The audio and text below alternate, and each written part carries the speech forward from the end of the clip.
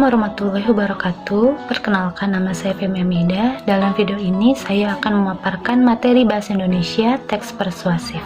Sebelum menjelaskan materi teks persuasif, di sini saya akan menyebutkan beberapa tujuan pembelajaran yang akan kita capai pada pembelajaran teks persuasif.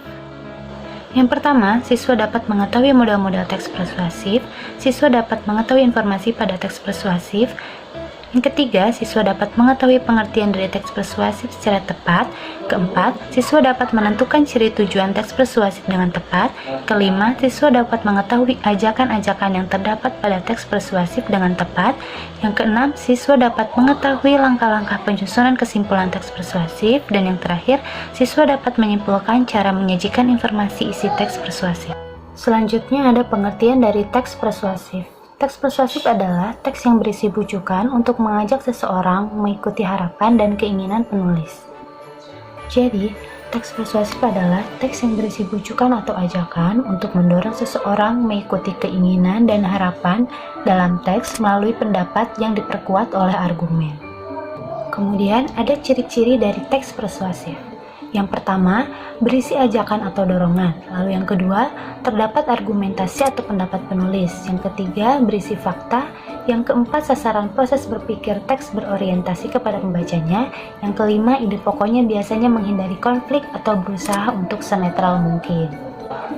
Jadi, seperti yang telah dipaparkan sebelumnya, teks persuasif ini mengandung ajakan atau bujukan untuk mendorong si pembaca mengikuti keinginan dan harapan si penulis.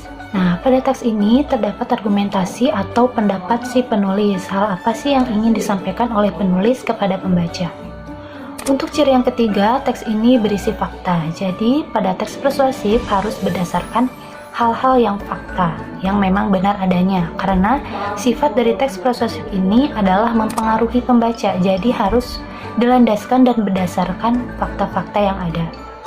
Selanjutnya, untuk ciri yang keempat, yaitu sasaran proses berpikir teks berorientasi kepada pembacanya. Maksudnya adalah penulis membuat teks persuasif betul-betul bertujuan untuk sampai kepada pembacanya. Jadi karena memang teks persuasif sifatnya mempengaruhi, jadi harus sampai kepada pembacanya. Nah, untuk ciri yang kelima, ide pokoknya biasanya menghindari konflik atau berusaha untuk senetral mungkin. Jadi, dalam pembuatan teks persuasif, penulis harus menyampaikan hal-hal yang positif, tidak memicu konflik atau senetral mungkin. Kemudian selanjutnya ada tujuan dari teks persuasif, yaitu memiliki tujuan untuk meyakinkan pembaca bahwa ide, gagasan, atau pendapat dalam tulisan itu benar dan terbukti sehingga pembaca melakukan apa yang menjadi ajakan dari tulisan tersebut. Jadi, yang telah dibahas sebelumnya bahwa teks persuasif itu harus berdasarkan fakta.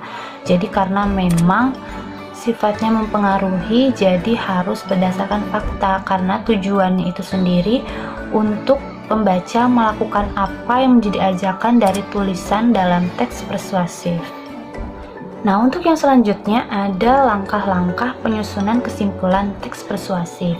Jadi yang pertama, membaca keseluruhan isi teks persuasif. Yang kedua, mencatat bagian-bagian penting dari isi teks persuasif. Yang ketiga, memahami bagian logis antar bagian penting teks persuasif.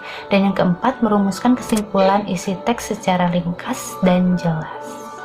Jadi dalam langkah-langkah penyusunan kesimpulan teks persuasif, yang pertama kita harus membaca terlebih dahulu keseluruhan isi teks persuasif. Kemudian yang kedua, kita harus mencatat bagian-bagian penting dari isi teks persuasif tersebut, seperti hal-hal apa yang ingin disampaikan oleh penulis kepada pembaca.